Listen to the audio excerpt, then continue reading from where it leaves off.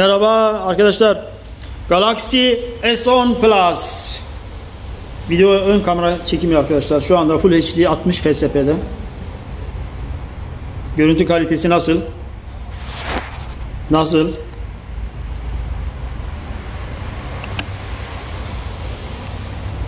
Evet değerli dostlar, hayırlı olsun. Artık bundan sonra kaliteli çekimlerle karşınızdayım.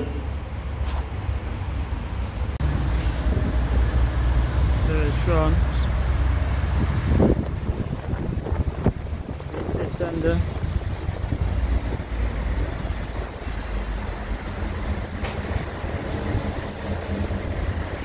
fps.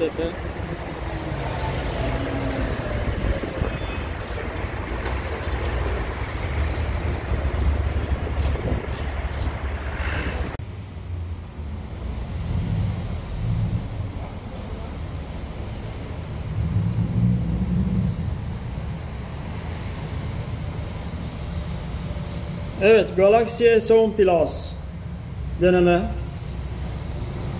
Evet, şu anda arka kamerada Full HD 60 fps.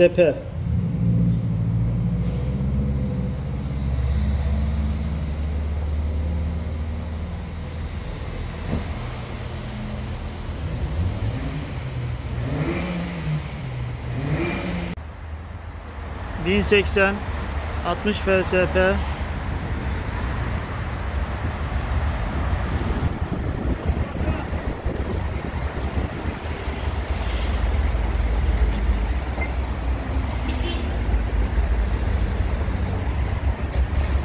...1080 60 fps.